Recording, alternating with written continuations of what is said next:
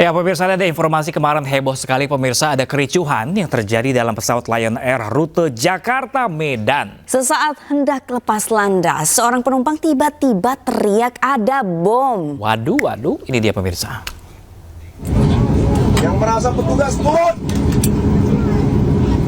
Mau polisi, mau tentara, mau apa itu turun. Ada bom. Gak nyaman turun. Ini punya kita, soalnya pesawatnya, biar tahu kalian. Sebuah video viral di sosial media saat seorang penumpang mengamuk dan berteriak membawa bom. Bom. Panggil tentaramu semua. Ya. Saya mau kencing. Diduga penumpang ini mengamuk karena delay penerbangan Lion Air dari Jakarta ke Medan. Pesawat Lion Air ini sedang melayani rute penerbangan Jakarta-Medan pada Sabtu 2 Agustus 2025.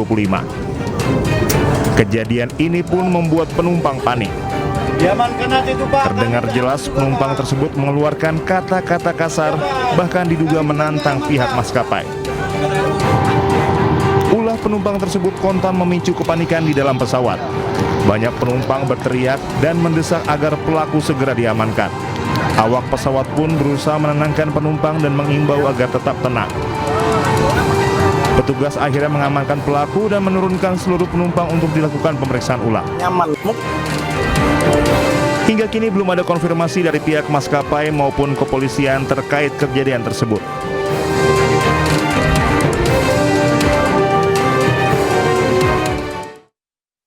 Ya ini Syabrina, mau apapun kondisi penumpangnya, mau itu lagi depresi, mau lagi capek, mau lagi marah, mau lagi sedih, apalagi bercanda, jangan pernah sekali-sekali mengucapkan kata ada bom, apalagi dalam dunia penerbangan pemirsa. Betul, karena mungkin untuk pemirsa ataupun penumpang yang ingin naik pesawat, kalau misalnya teriak ada bom, tapi ternyata nggak ada, ini bisa dipidana loh, Pra. Pidananya maksimum 1 tahun pemirsa, dan kalau ada kerusakan operasi dari pesawat itu bisa kena 8 tahun penjara pemirsa. 8 tahun penjara karena bercanda. Ada bom. Selain akan menimbulkan ancaman, juga menimbulkan ketidaknyamanan untuk para penumpangnya. Gitu pemirsa. Kita ke informasi lainnya pemirsa, ini ada pesawat latih yang terjatuh di kawasan Ciampea, Bogor, Jawa Barat. Ya, 1 dari 2 penumpang meninggal dunia. Kemana tuh Kim? Nyombong na ima. Ay, Allah Akbar. Detik-detik pesawat latih milik Federasi Aerosport Seluruh Indonesia atau FASI jatuh terekam ponsel kamera warga. Pesawat sejak di udara terlihat miring kemudian terjatuh di area pemakaman umum di Kampung Astana, Desa Benteng, Kecamatan Ciampea, Kabupaten Bogor, Jawa Barat. Peristiwa ini terjadi sekitar pukul 9 pagi.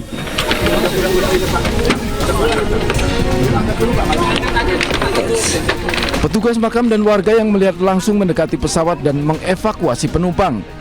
Diketahui jenis pesawat yang jatuh adalah pesawat latih sipil Microlight Fixed Wing Quicksilver GT 500 dengan register PKS126. Pesawat ini dibawa oleh Marsma TNI Fajar Adrianto dan Roni sebagai co-pilot. Bola di Brunei.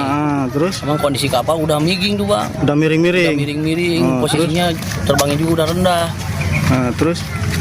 Dengar tadi ada berita kapal jatuh di Astana. Makanya saya langsung ke sini. Artinya nggak jauh dari lokasi yang Nggak tadi jauh dari miring-miring lokasi itu. yang tadi. Cuman ini kan di Astana di Ini Benteng. pesawat dari mana ini, Mang? Kurang apa katanya sih? Dari Atang Sanjaya. Tang Sanjaya sih katanya. Oh gitu, lagi latihan apa gimana? Kalau info-info dari orang sih emang lagi berlatih katanya. Warga dan petugas yang tiba langsung dibawa ke Rumah Sakit Angkatan Udara Dr. Muhammad Hasan Toto. Tim Liputan iNews melaporkan.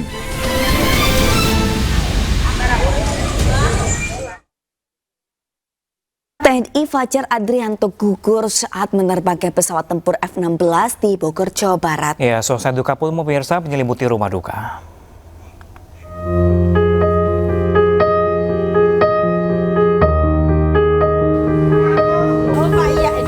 Jenazah Marsma TNI Fajar Adrianto yang meninggal dunia dalam kecelakaan pesawat latih sipil tiba di rumah duka Komplek TNI AU di kawasan Pancoran, Jakarta Selatan pada Minggu sore. Isak tangis keluarga pecah saat menyambut kedatangan jenazah. Diiringi doa dan suasana duka yang mendalam, peti berwarna putih yang membawa jenazah diturunkan menuju ke kediaman.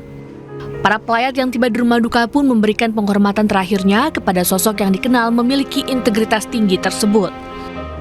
Pada malam hari terlihat para pelayat silih berganti berdatangan hingga tengah malam untuk memberikan penghormatan terakhir dan doa bagi mendiang dan keluarga.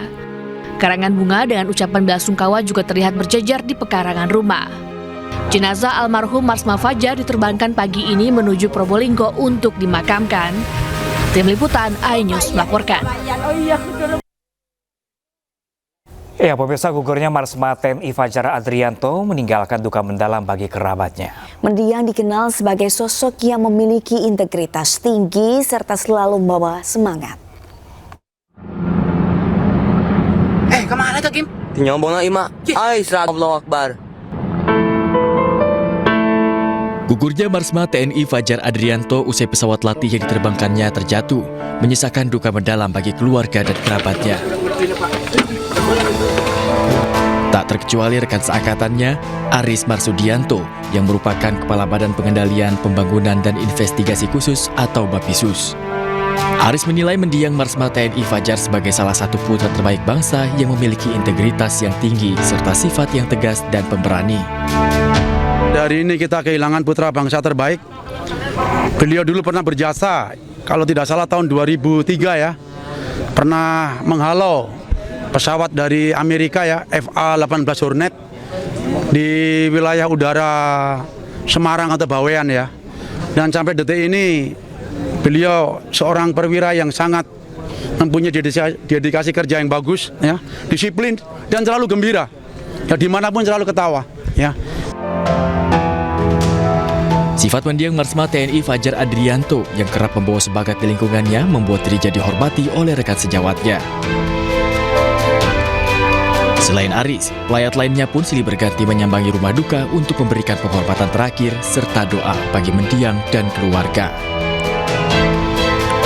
Dari Jakarta, Tim Liputan iNews melaporkan. Dan untuk mengetahui informasi terkini, kita sudah terhubung dengan Hana Purwadi di rumah duka kediaman keluarga Marsma Fajar Andrina Yanto di Kelurahan Kademangan, Probolinggo, Jawa Timur. Iya, halo, selamat siang. Seperti apakah kondisi terkini di rumah duka dan pukul berapakah nanti jenazah akan dimakamkan?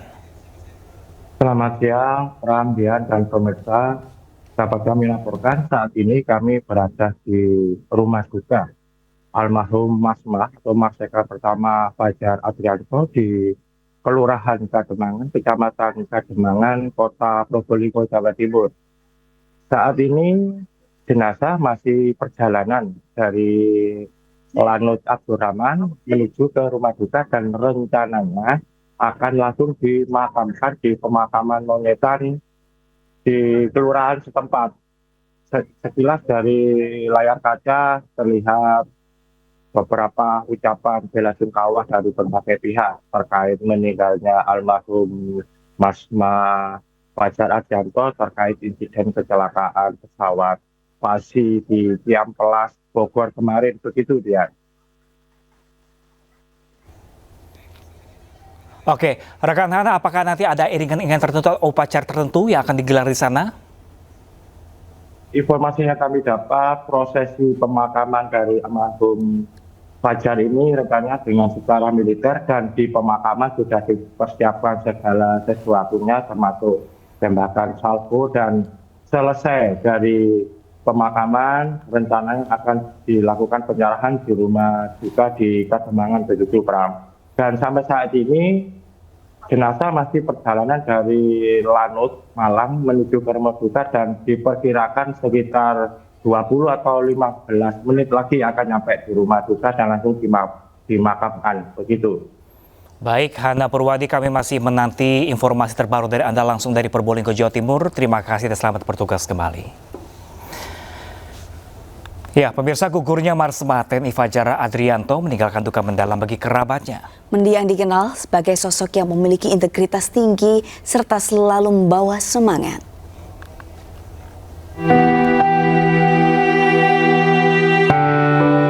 Marsma TNI Fajar Andrianto yang gugur dalam kecelakaan pesawat latih di Ciampea, Bogor merupakan lulusan Akademi Angkatan Udara tahun 1992.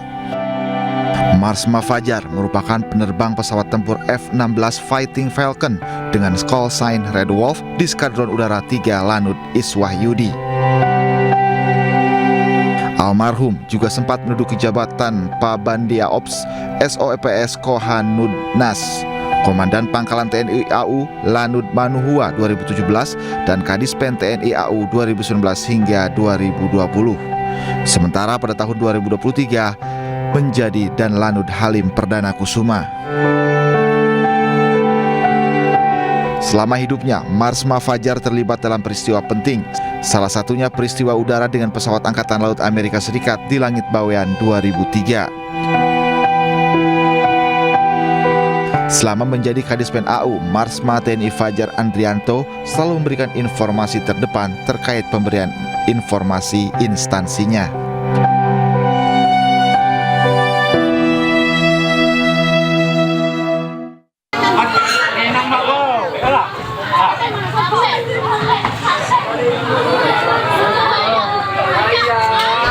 Tangis dua bocah ini pecah saat melihat ibunya telah tewas di tangan kakak perempuannya. Mereka ingin membangunkan ibunya, namun dicegah oleh warga. Selanjutnya jenazah korban dibawa ke rumah sakit untuk kepentingan otopsi. Kasus pembunuhan ibu oleh anak kandung yang membuat warga Panorama Kota Bengkulu heboh terungkap setelah pelaku berlari keluar rumah. Kepada tetangga, pelaku mengaku telah membunuh ibunya yang tengah menunaikan ibadah zuhur dengan ulekan dan senjata tajam. Sebelum ditangkap, pelaku juga sempat menitipkan kedua adiknya kepada tetangga. Tak lama berselang, polisi menangkap pelaku. Untuk pelaku tadi dari TKP langsung kita amankan ke Polsek, terus sudah kita bawa ke Polres sekarang. Untuk pelaku sendiri ini informasinya memang memiliki kartu kuning? Untuk itu masih kita selidiki. Informasi yang kita dapat dari warga sekitar sudah pernah dirawat. Hingga kini pelaku masih menjalani pemeriksaan dan kasusnya ditangani oleh Satreskrim Polresta Bengkulu. Dari Kota Bengkulu, Endro Dwirawan, iNews melaporkan. Pemirsa, ada pelajar sekolah menengah kejuruan di Tanjung Priok, Jakarta Utara ini jadi korban penyiraman air keras. Akibat luka serius di bagian wajah hingga leher, korban dilarikan ke rumah sakit.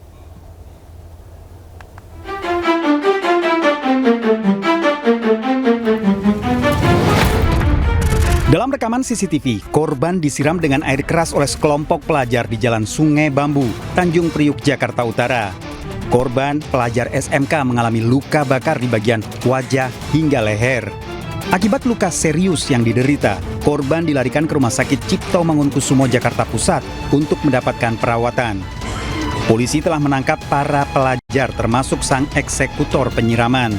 Selain pelaku, polisi juga menyita 2 kendaraan roda 2 yang digunakan saat peristiwa penyiraman. Dari hasil pemeriksaan, air keras yang digunakan untuk menyiram korban sengaja telah dipersiapkan oleh para pelaku. Para pelaku berencana melakukan tawuran dan mencari pelajar sebagai target serangan secara acak. Papasan dengan korban yang sedang berpikir pada saat itu. Spontan pelaku ini memakai kendaraan korban, kemudian setelah terjatuh, kemudian si pelaku langsung menyiramkan air keras. Saat ini polisi masih memeriksa secara intensif para pelaku, lantaran pelaku masih di bawah umur. Pemeriksaan mendapatkan pendampingan dari unit PPA Polres Jakarta Utara dan sementara untuk penahanan dilakukan di Bapas. Dari Jakarta, Sofyan Firdaus, iNews melaporkan. Ya pemirsa, tadi setelah kita nonton ini pertama kali ya ngelihat korban anak-anak juga kena luka bakar juga, cuma bisa istighfar pemirsa. Karena luka bakar itu pasti akan seumur hidup menempel pada tubuh anak tersebut, belum lagi traumanya yang mungkin susah untuk hilang pemirsa. Karena itu kan akan menjadi catatan seumur hidup ya Pra. Tolong dong Bapak Ibu yang ada di rumah yang punya anak-anak yang suka berantem, suka tawuran, suka bully anak orang, diajarin lagi kasih sayang di rumah. anak itu dititip ke sekolah untuk belajar, tapi balik lagi dari rumah seperti apa pengajaran dari orang tua, Ya, pemirsa? karena jika diberikan kasih sayang yang cukup, kemudian juga dia akan menyayangi sekitarnya termasuk teman-temannya. Betul pemirsa, jangan sampai ini terjadi lagi. Dan tadi pakai air keras itu didapat dari mana gitu kan ya? Air keras itu dijual bebas loh, Pram. Nah, itu Bahkan dia. di online pun bisa kita membeli air keras. Nah itu dia, mungkin harus ada surat-surat tertentu, mungkin kalau anak sekolah mungkin beli air keras mungkin bisa alasan untuk praktikum, harus ada surat dari keterangan dari sekolahnya. Betul. Gitu loh, jadi semuanya aman gitu loh, nggak asal jual untuk mendapatkan sebuah materi, tapi nanti untuk alatnya untuk digunakan untuk mencelakai orang lain. Betul, dan menyiram air keras kepada orang lain ini juga bisa dipidana hingga 12 tahun penjara. Saya setuju kalau anak ditangkap dan dipenjara. Jangan sampai jadi kriminalitas. Kita ke informasi selanjutnya pemirsa, aduh jadi emosi ya. Sabar ya, Pram. Nanti kita minum setelah ini ya, Pram. Ya pemirsa, ini polisi berhasil menangkap pelaku pembunuhan terhadap siswi SMA yang menjadi anggota Paskibraka. Mirisnya pelaku merupakan tetangga korban.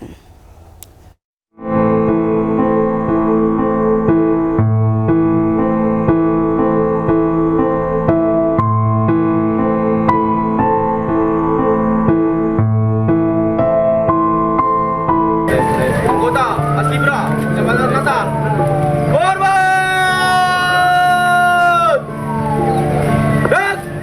Suasana haru mengiringi kepergian Diva Febriani, pelajar SMA yang tewas dibunuh oleh tetangganya sendiri. Gadis berusia 15 tahun ini dimakamkan di TPU Desa Sikarakara 4, Mandailing, Natal, Sumatera Utara. Teman-teman korban dari SMA Negeri 1 Natal turut mengantar Diva ke pemakaman.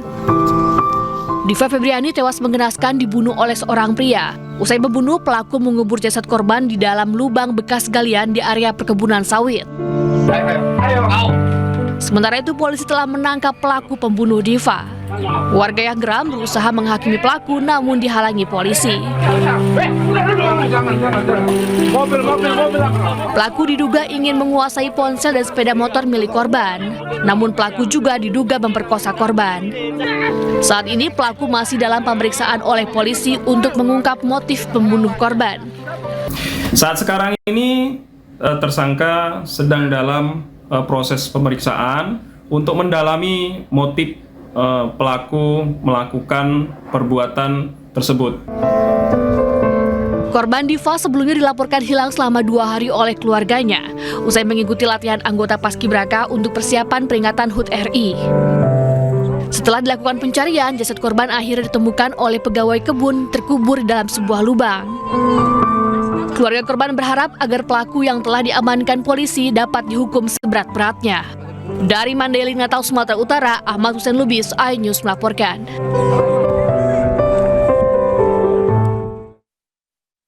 Ya pemirsa, penampilan mewah terkadang bisa menipu. Nah ini pemirsa, bergaya elit seorang wanita parubaya terekam kamera pemantau mencuri kalung emas dan berlian di toko perhiasan di Kelapa Gading, Jakarta Utara.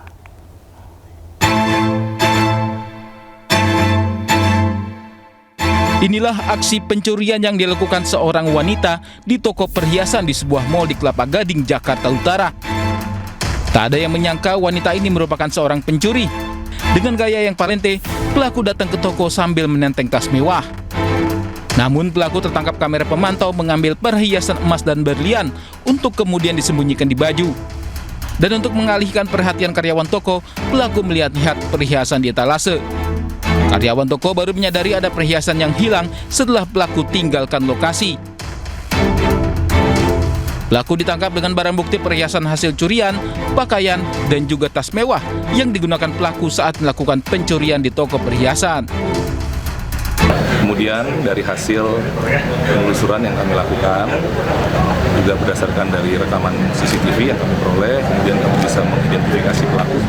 Dan pada hari Jumat, tanggal 1 Agustus 2025, pelaku telah berhasil kami amankan.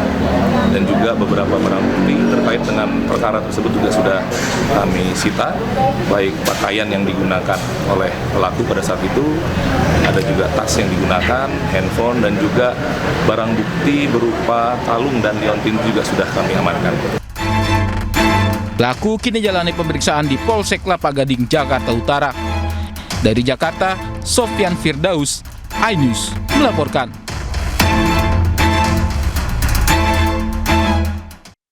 Ya pemirsa, kita sedikit klarifikasi ya. Tadi yang lingkaran merah itu sebenarnya yang di luar, yang pakai jilbab tadi pakai baju garis-garis warna biru dan putih tadi ya pemirsa. Yang di lingkaran merah itu tadi adalah merupakan pegawai. penjualnya, pemirsa. pegawainya. Emang sih hari gini ya don't judge book by the cover nih. Betul, itu namanya korban mode Pram. Korban mode atau kormot kalau misalnya kata orang zaman dulu ya. Aduh, ketahuan nomor saya ya Pram.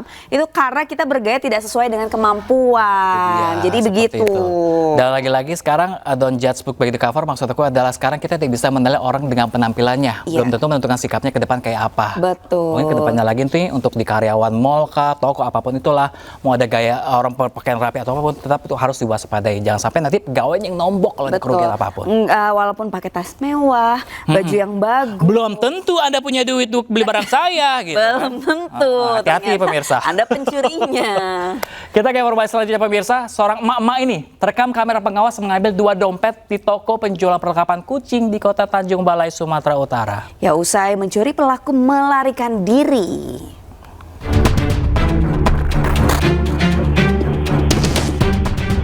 Seorang mak-mak terekam CCTV nekat mencuri dompet siang hari di dalam toko perlengkapan kucing di Jalan Mawar Idris, Kota Tanjung Balai, Sumatera Utara. Dalam rekaman CCTV, seolah sudah mengintai situasi sebelumnya. Mak-mak tersebut dengan santai masuk ke dalam toko lalu mengambil tas di lemari barang. Lalu dengan cepat pelaku mengambil 2 buah dompet dalam tas dan melarikan diri.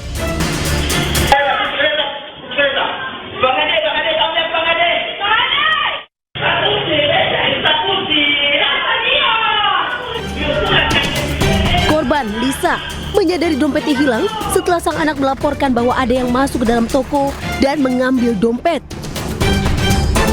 Korban pun berteriak histeris, panik minta bantuan pada suami untuk mengejarnya. Namun pelaku berhasil kabur. Akibat insiden tersebut, korban alami kerugian 5 juta rupiah. Korban telah menyebarkan video CCTV kejadian agar viral di media sosial dan pelaku bisa segera tertangkap. Hingga kini, korban belum melaporkan ke polisi. Dari Tanjung Balai, Sumatera Utara, Ulil Amri melaporkan.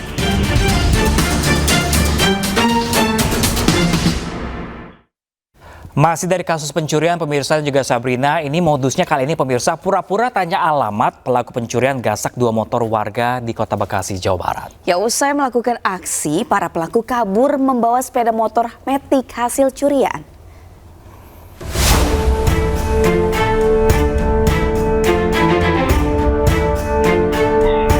Dari rekaman kamera CCTV yang terpasang di sebuah rumah kos di Kayu Ringin Jaya, Kota Bekasi, terlihat 2 orang pelaku melakukan aksi pencurian sepeda motor yang terparkir di halaman rumah kos. Sebelum masuk ke dalam rumah kos, pelaku berpura-pura menanyakan alamat rumah. Setelah para penghuni rumah kos lengah dan hanya hitungan detik, pelaku langsung melakukan aksinya dengan menggasak sepeda motor milik penghuni kos. Usai melakukan aksi, para pelaku langsung kabur dengan membawa sepeda motor Matic hasil curian. Sementara itu, di tempat terpisah lainnya, 2 pelaku yang diduga merupakan pelaku yang sama terlihat bolak-balik di Jalan Mawar 6 Kalibaru, Medan Satria, Kota Bekasi. Kedua pengendara sepeda motor jenis Matic berwarna merah ini tampak begitu rapat dengan menggunakan helm dan menutup wajahnya dengan masker. Bahkan salah seorang dari pelaku sempat menanyakan alamat kepada warga sekitar dan sempat ditegur. Dalam hitungan detik, motor yang terparkir di depan sekolahan PAUD langsung digasak pelaku dan kedua pelaku kabur. Wilayah Bekasi Selatan dan Medan Satria merupakan 2 wilayah di Kota Bekasi yang cukup rawan aksi pencurian sepeda motor. Dengan maraknya aksi pencurian sepeda motor ini, warga diimbau agar selalu tetap waspada dan berharap para pelaku dapat segera ditangkap. Kasus pencurian sepeda motor kini dalam penanganan Polres Metro Bekasi Kota. Dari Bekasi, Jawa Barat, Rahmat Hidayat, iNews melaporkan.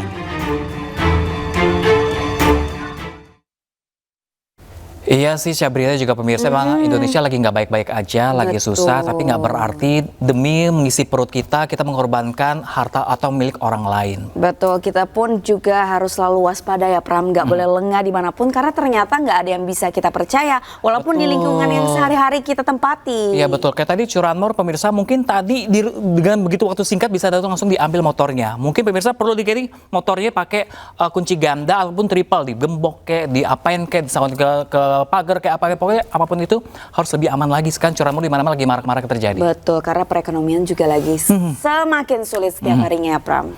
Kita ke informasi pencurian lainnya pemirsa, ini ada seorang pemuda pengangguran diamankan karyawan minimarket usai kepergok mencuri coklat dan juga susu. Polisi yang tiba di lokasi langsung mengamankan pelaku untuk menghindari aksi main hakim sendiri dari warga.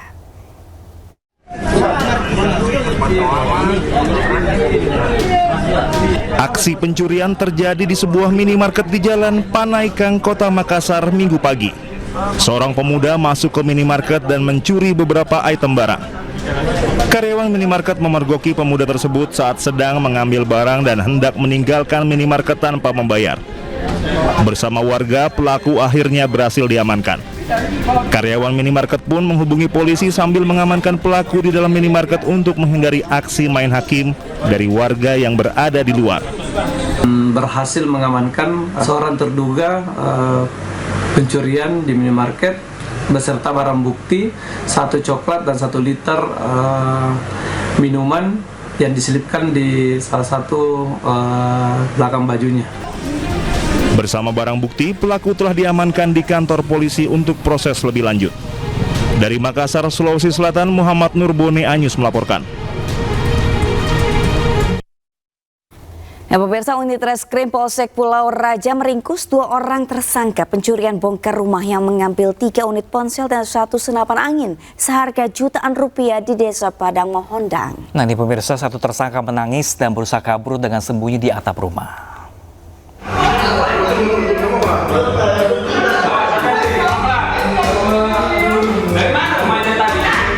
Seorang pelaku pencurian ini menangis dari atas plafon rumah saat unit reskrim Polsek Pulau Raja berusaha menangkap pelaku dari rumahnya di Desa Padang Mahondang, Asahan, Sumatera Utara. Pelaku tak mau turun dan terus menangis agar dirinya tidak ditangkap. Hampir 10 menit, akhirnya pelaku berhasil ditangkap dan diamankan petugas. 1 rekan tersangka juga berhasil diamankan petugas. Pelaku juga sempat bersembunyi di dalam lemari. Kedua pelaku ditangkap atas kasus pencurian dengan bongkar rumah pada bulan Juli lalu. Dari lokasi, pelaku berhasil mengambil 3 unit handphone dan 1 senapan angin senilai jutaan rupiah. Polisi masih memburu tersangka lainnya yang masih belum tertangkap. Sedangkan 2 tersangka terpaksa mendekam di sel tahanan Polsek Pulau Raja, Sumatera Utara. Dari Asahan, Sumatera Utara, Ulil Amri Anyus melaporkan. Polisi menghormati tanggapan keluarga diplomat muda Arya Daru Pangayunan yang meyakini Arya tidak mengakhiri hidupnya seorang diri. Ya, namun polisi membuka pintu bila ada informasi atau temuan baru terkait kematian Arya. Indikasi meninggal tanpa keterlibatan pihak lain.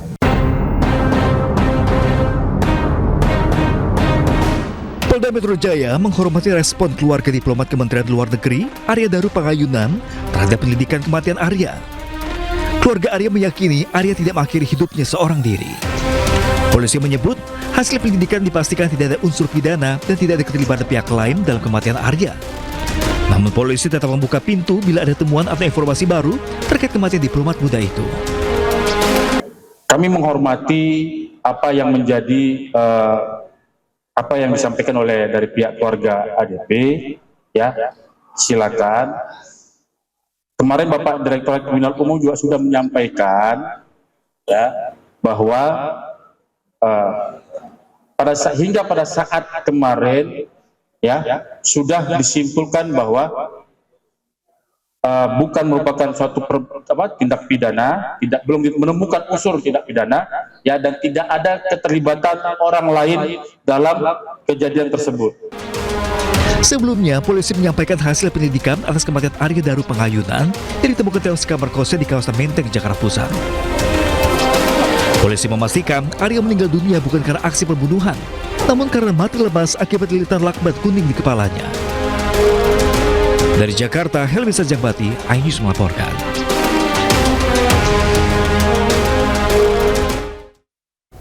Ya, kita beralih ke informasi lain, pemirsa. Ketua Umum PDI Perjuangan Megawati Soekarno Putri menangis saat politikus PDI Perjuangan Hasto Kristianto tiba di acara Kongres di Bali.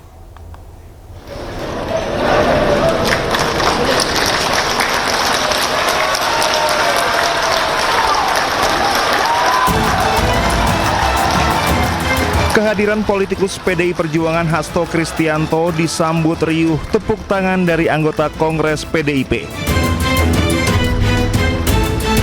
Hasto langsung menghampiri podium tempat Megawati Soekarno Putri memberikan pidatonya untuk memberi salam.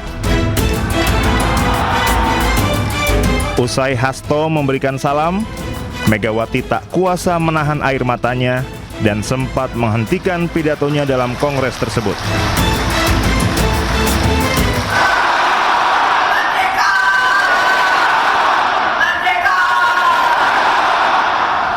Ternyata yang saya katakan Satyam Eva Jayate, ternyata kebenaran itu pasti menang.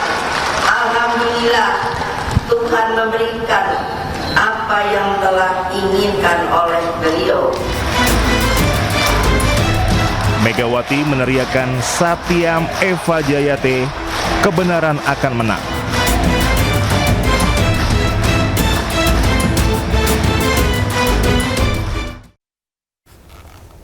Ya, pemirsa, Ketua Umum PDIP Megawati Soekarno Putri menyatakan bahwa partainya tidak memposisikan diri sebagai oposisi. Nah, pemirsa, hal tersebut disampaikan Megawati pada hari terakhir Kongres ke-6 PDIP di Bali.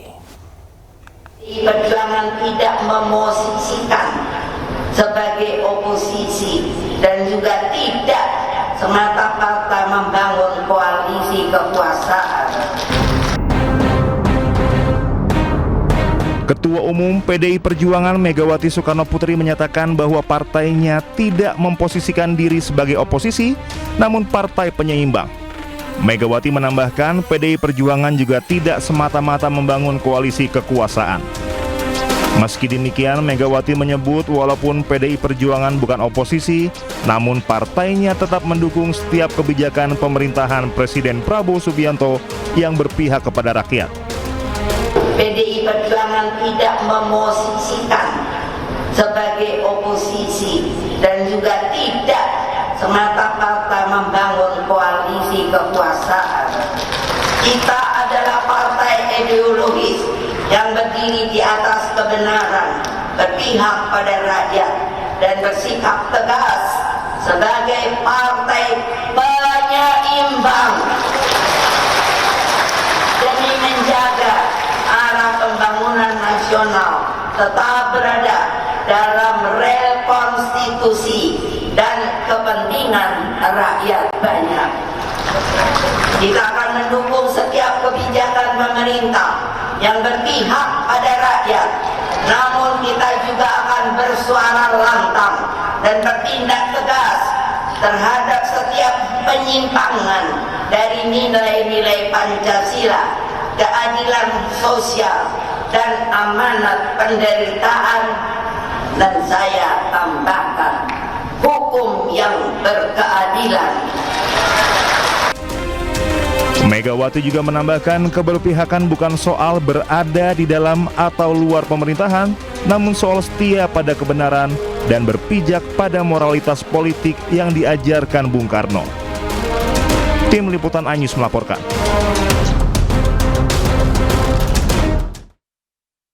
Sementara itu, pemirsa, Jokowi menepis anggapan bahwa hubungan Jokowi dan Prabowo sedang tidak baik-baik saja. Ya, spekulasi muncul usai pemberian amnesti kepada Hasto dan abolisi kepada Tom Lembong hingga Ketua Umum PDIP Megawati Soekarno Putri memberikan arahan kepada seluruh kadernya untuk mendukung Presiden Prabowo. Setiap partai memiliki kebijakan internal sendiri-sendiri. Artinya hubungannya Pak Jokowi dengan Pak Prabowo tetap baik-baik saja seperti apa, Pak? Baru aja beliau ke rumah, baru aja kita ngebakmi bareng di Mbah Citro sampai jam 12 malam. Ya, kita beralih ke informasi lain pemirsa. Jelang perayaan kemerdekaan Republik Indonesia muncul fenomena baru. Nah, ini alih-alih mengibarkan bendera merah putih, pemirsa, warga justru mengibarkan bendera One Piece, di mana Yayasan Lembaga Bantuan Hukum Indonesia menilai pengibaran bendera One Piece ini sebagai bentuk kritik bagi pemerintah. Resmi saya luncurkan tema dan logo hari ulang tahun ke-80 Republik Indonesia. Jelang peringatan Hari Kemerdekaan RI ke-80, Presiden Prabowo Subianto meluncurkan logo dan tema baru. Logo dengan angka 8 itu bermakna saling terhubung tanpa terputus. Tak lama, Istana meminta seluruh rakyat Indonesia memasang bendera merah putih. Kibarkan merah putih di rumah, di sekolah, di kantor-kantor, ruang-ruang publik, dimanapun berada. Namun alih-alih bendera merah putih yang terpasang, justru bendera hitam yang berkibar. Bendera bergambar tengkorak bertopi jerami itu diambil dari anime populer berjudul One Piece. Bagi penggemarnya, One Piece memiliki makna yang dalam. Anime Jepang itu berbicara tentang keberanian, kebebasan, bahkan pemberontakan. Fenomena pengibaran bendera One Piece langsung memantik pemerintah dan anggota parlemen. Menko Polhukam Budi Gunawan bahkan mengatakan aksi itu merupakan bentuk provokasi dan mencederai simbol negara. Sementara itu, Sufmi Dasko Ahmad, Wakil Ketua DPR RI, bahkan mengatakan pemasangan bendera One Piece dapat memecah belah bangsa. Mana dan itu dia. Memang ada upaya-upaya yang namanya untuk memecah belah persatuan dan kesatuan bangsa. Himbauan saya kepada seluruh anak bangsa, mari kita bersatu. Justru kita harus bersama lawan hal-hal seperti itu. Setali tiga uang, anggota Komisi 3 DPR Firman Subagio bahkan meminta pelaku pemasang bendera One Piece harus ditindak tegas. Kepada aparat penegak hukum, hendaknya atribut-atribut yang ada motivasi-motivasi tertentu itu harus ada larangan. Pandangan berbeda disampaikan Wamendagri Bima Arya Sugiarto. Bima menilai pemasangan bendera One Piece merupakan bentuk ekspresi dan kreativitas warga. Sementara itu, Yayasan Lembaga Bantuan Hukum Indonesia atau YLBHI menilai pengibaran bendera One Piece tidak dipandang sebagai ancaman atau pemberontakan, melainkan bentuk kritik bagi pemerintah. Jadi harus dipandang inilah kritik kepada pemerintah, kepada DPR, kepada kekuasaan kehakiman, bahwa mereka tidak lagi menjadi aktor yang mendistribusikan keadilan. Ini adalah bentuk cinta mereka, bentuk semangat rakyat untuk berpartisipasi secara demokrasi. Makanya harus dihargai, bukan dianggap sebagai sebuah pemberontakan atau makar. Fenomena bendera One Piece hampir sama dengan fenomena Garuda Hitam dan Garuda Biru. Lewat cara itu, masyarakat tidak hanya berkreasi, tetapi juga menyampaikan aspirasi dan kritik kepada pemerintah. Tim Liputan iNews melaporkan. Ya, pemirsa, di balik polemik pengibaran bendera Jolly Roger dari serial One Piece ini ada berkah bagi para pelaku usaha konveksi ternyata. Ya, omset penjualan bendera bajak laut tersebut bahkan tembus hingga 300%.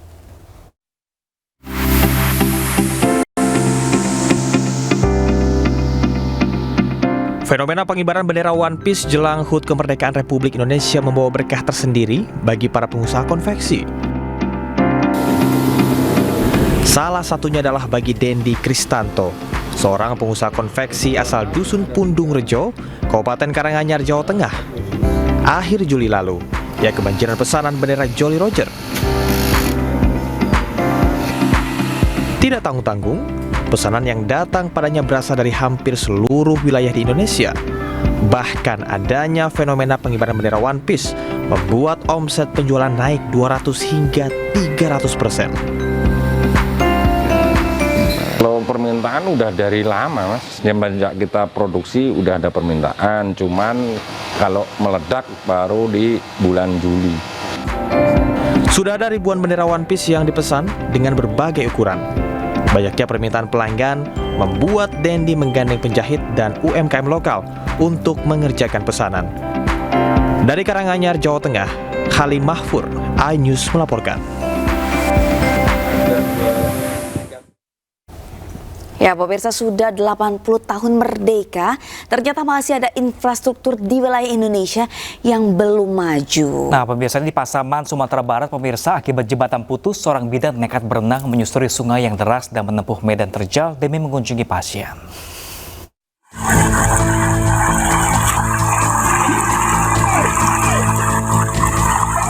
Viral di media sosial video amatir yang merekam aksi seorang bidan melompat dari tebing curam kemudian berenang menyusuri sungai di Nagari Dua Koto, Kabupaten Pasaman, Sumatera Barat. Ya, perjuangan bidan desa ke kampung halaman. Bidan Dona dari Puskesmas Simpang Tonang ini rela bertaruh nyawa mengarungi aliran sungai yang cukup deras demi menyelamatkan pasien.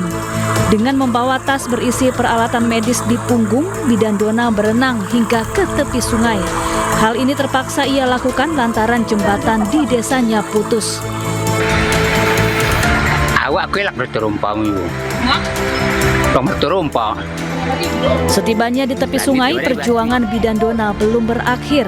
Ia harus melintasi jalan sempit nan terjal sejauh 27 km dengan menaiki ojek.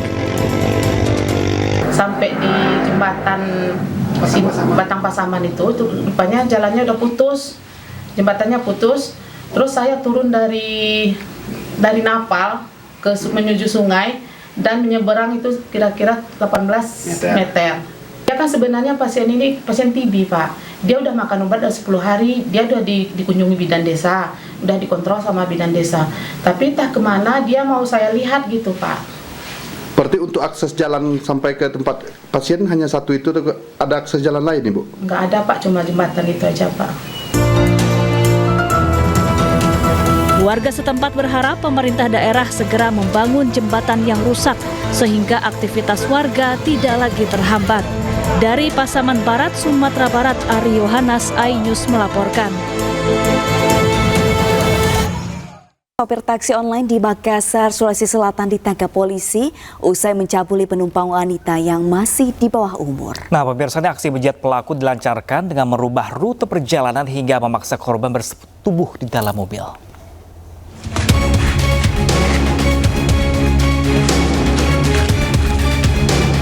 Polisi menangkap sopir taksi online berinisial KB 33 tahun usai dilaporkan telah mencabuli penumpangnya berinisial MS 17 tahun. Kejadian berawal saat korban memesan taksi online di wilayah Kecamatan Biringkanaya, Kota Makassar, Sulawesi Selatan. Pelaku yang mendapatkan pesanan kemudian menjemput korban yang tengah seorang diri.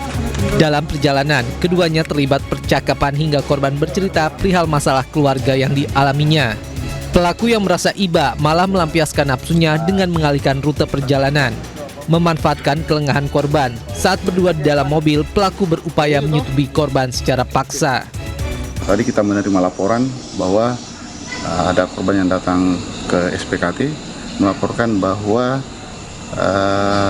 dirinya memesan taksi online, kemudian tengah perjalanan dia melakukan pelecehan serta dengan modus ibah terhadap korban. Pelaku telah ditangkap oleh Polrestabes Makassar untuk dilakukan proses penyidikan lebih lanjut.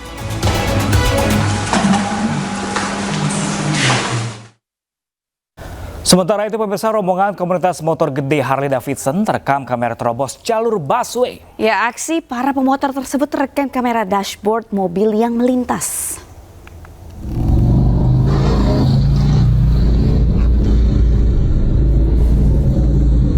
Dari rekaman kamera dashboard mobil yang melintas, rombongan moge terobos jalur busway di sepanjang Jalan Panjang, Jakarta Barat. Dalam video yang beredar, beberapa unit moge melaju di jalur busway yang sebenarnya hanya diperuntukkan bagi armada Transjakarta. Peristiwa ini diduga terjadi akhir pekan kemarin. Aksi para pemotor menuai sorotan netizen karena dianggap melanggar aturan lalu lintas dan membahayakan pengguna jalan lain. Gila, yang punya jalan, busway bos. Pemprov Jakarta akan merelokasi pedagang pasar hewan Barito, Jakarta Selatan. Ya, relokasi dilakukan, pemirsa, karena Pemprov akan menggabungkan 3 taman, yakni Taman Langsat, Taman Barito, dan Taman Leuser.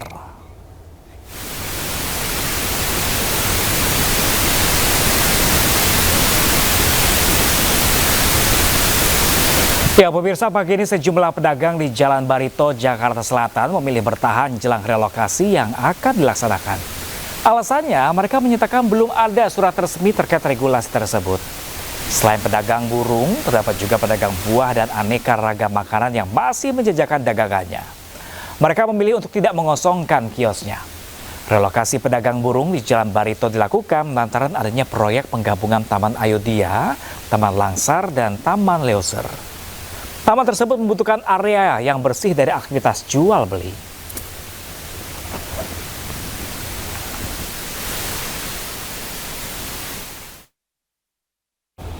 Dan pemirsa, untuk informasi terkini kita sudah bergabung dengan rekan kami Jen Cahyani langsung dari Pasar Barito, Jakarta Selatan. Ya, Jen, apakah pedagang di Pasar Barito setuju dengan adanya relokasi ini?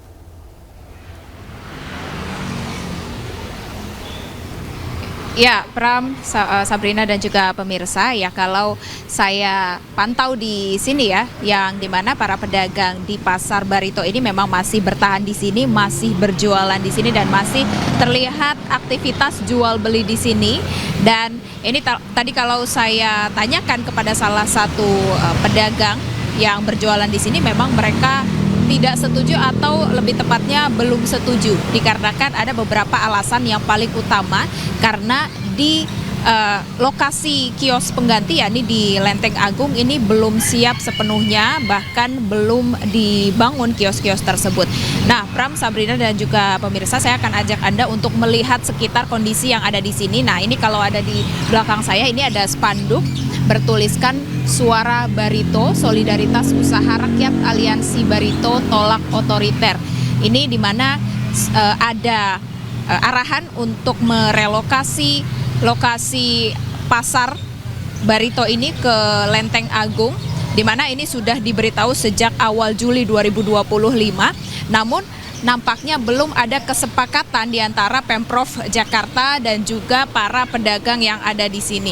Nah, Pram, Sabrina dan juga pemirsa, saya akan langsung tanyakan kepada salah satu pedagang yang ada di sini seperti apa sih pendapat mereka dan apa yang ada di benak mereka terkait dengan hal ini. Ibu, selamat siang Ibu. Ibu, saya mau ngobrol sedikit ya Bu terkait relokasi Pasar Barito ini. Ibu dengan siapa Bu? Dengan Ibu Yuli. Ibu Yuli, bagaimana Bu tanggapannya terkait dengan adanya relokasi ini, penggabungan ketiga taman di sini? Ibu sebagai pedagang seperti apa sih? Ya, sebenarnya kita mendukung ya Mbak untuk kerja ini tentang gubernur yang bikin taman. Cuma kan kita sebagai pedagang Barito itu kan kalau seandainya emang mau direlokasi itu kan harusnya sudah ada tempat. Dan namanya relokasi itu kan sudah disediakan tempat, dari tempat yang lama dipindahkan ke tempat yang baru. Nah, setelah kita ada info terus disosialisasi, kita dikasih tahu tempatnya ada di Lenteng Agung dan kita survei ke sana ternyata tempatnya belum dibangun. Jadi ya pedagang Barito masih tetap berjuang masih di tempat Barito dulu sementara. Itu pemberitahuannya sejak kapan? Kita itu baru dapat infonya itu awal Juli. Awal Juli. Sudah langsung survei ke Lenteng Agung? Setelah disosialisasi, dikasih tahu tempatnya di Lenteng Agung, besoknya kita langsung survei lihat tempatnya, ternyata masih lahan kosong. Kosong. Nah Bu, kemarin kabarnya sudah ada surat yang turun. Ini untuk suratnya apakah surat resmi ataukah pedagang ini belum diberitahu terkait surat tersebut atau seperti apa? Kalau surat resmi dari Pemprov atau Wali Kota Gubernur itu belum ada ya Mbak ya. Itu cuma saya tahunya itu dari UMKM dikasih draftnya itu yang buat itu pengurus Baritonya. Terus kita disuruh tanda tangan itu juga kayak tergesa-gesa gitu kan. Harus tanda tangan. Nah, sedangkan yang tanda tangan itu tidak orang yang tersebut itu loh Mbak, yang punya tokonya. Jadi yang penting udah selesai udah tanda tangan. Karena kan bilangnya kayak ditekan kita harus tanda tangan. Nanti kalau nggak tanda tangan nggak dapat kios yang di Lenteng Agung. Nah, Ibu, ini kan kalau dilihat memang masih beraktivitas ya pedagang di sini. Sedangkan kemarin pemberitahuannya minggu malam mau dikosongkan. Nah, ini alasannya seperti apa, Bu? Para pedagang masih beraktivitas jualan di sini? Ya, kita sih masih berjuang ya, Mbak, sampai benar-benar kita dapat surat SK itu turun untuk pengkosongan, terus nanti kita direlokasinya di sana itu sampai kapan, dibangunnya kapan. Jadi kita minta kepastian juga. Jadi kita ya masih bertahan lah di pasar Barito ini. Apalagi kan Barito udah mancanegara ya, udah ada ikonnya, udah terkenal gitu loh Mbak. Masa harus dihilangkan hanya gara-gara mau dibuat taman. Baik Ibu, terima kasih banyak Ibu. Nah itu dia Pram, Sabrina dan juga pemirsa, memang harapan para pedagang yang ada di sini memang segera diselesaikan kesepakatan antara Pemprov Jakarta yang akan menggabungkan 3 taman di sini dan juga para pedagang Barito agar mereka diberikan tempat pengganti yang layak seperti itu. Kembali ke Anda Pram dan Sabrina. Baik, melaporkan langsung dari Pasar Barito, Jakarta Selatan, Jen Cahyani, terima kasih dan selamat bertugas kembali. Dan jika memang benar akan direlokasi, semoga ada win-win solution ya. Betul. Untuk para pedagang atau juga pemerintah yang ingin membuat taman, jangan sampai nanti direlokasi tapi jaraknya jauh, yang merugikan pedagang, ada yang mau beli nantinya. Betul, karena kan mereka udah punya loyal customer legend ya. Iya, legend yang udah biasa dan tahu apa aja yang ada di Pasar Barito. Benar pemirsa. Kita ke selanjutnya pemirsa, ini ada ratusan truk ekspedisi tujuan Bali, Nusa Tenggara Barat terjebak macet di Jalan Raya Situbondo, Banyuwangi, Jawa Timur. Ya, antrian mengular hingga 20 km. Peristiwa ini terjadi akibat ketersediaan kapal tidak sebanding dengan jumlah volume kendaraan yang hendak menyeberang ke Pelabuhan Gilimanuk, Jemberana, Bali.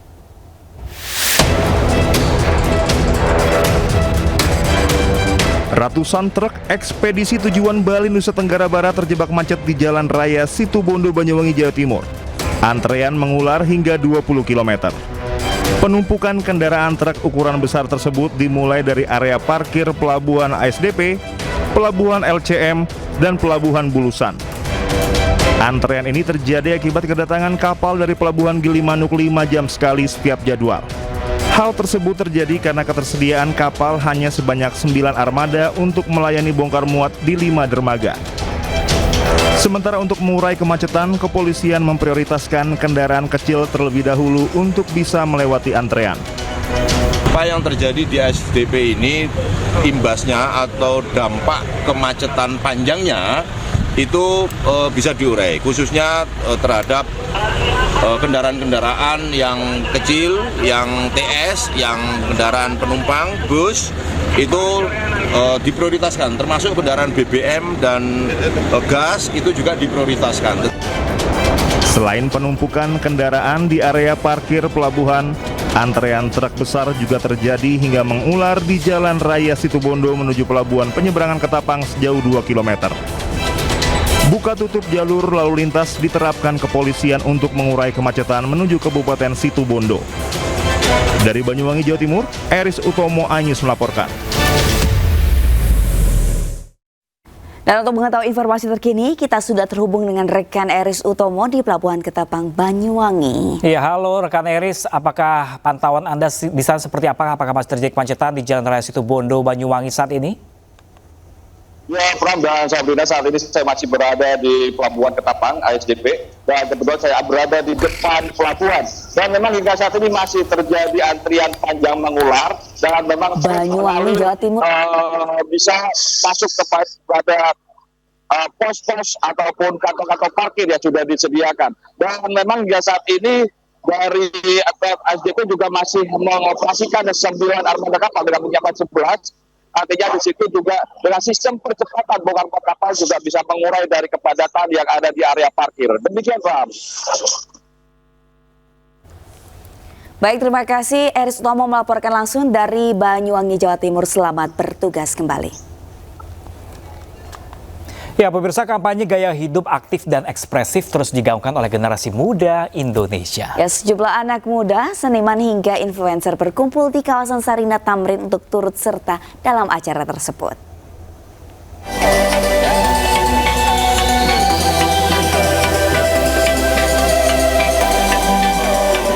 Kawasan Sarinah Tamrin, Jakarta Pusat berubah menjadi panggung besar tempat anak muda kreatif berkumpul.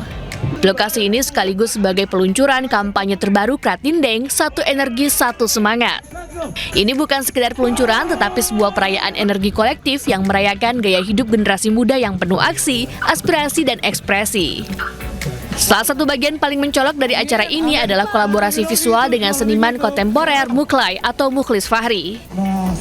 Acara semakin semarak dengan celebrity match yang menghadirkan mega influencer Kratindeng Red Bull yaitu Al Ghazali serta public figure lainnya yakni Omar Daniel dan Pasming Best. Mereka turut bermain pedal dan basket bersama pengunjung terpilih menciptakan suasana hangat. Acara ini kita laksanakan dalam rangka kita mau komunikasi tagline terbarunya Kratindeng, kampanye terbarunya Kratindeng, satu energi, satu semangat. Di mana tadinya kita memisahkan komunikasi marketing antara Kratindeng dengan Kratindeng Red Bull, sehingga akhirnya konsumen bertanya-tanya nih, sebenarnya ini dari merek yang sama atau tidak? Padahal sebenarnya manfaat dan kualitasnya itu sama. Karena ini karya gue, keren pokoknya ya. Karena ini karya gue, gitu. Pede aja keren, mantep, rame. Dan juga gue seneng banget karena ini pertama kalinya gue kolaborasi sama Kratindeng. Dan ini pertama kalinya gue membawa IP gue yaitu adalah si Jabrik untuk berkolaborasi sama Kratindeng. Jadi feeling blessed juga, terus juga gue juga feeling excited juga menunjukkan salah satu IP gue untuk salah satu brand yang selama ini gue konsumsi gitu sih.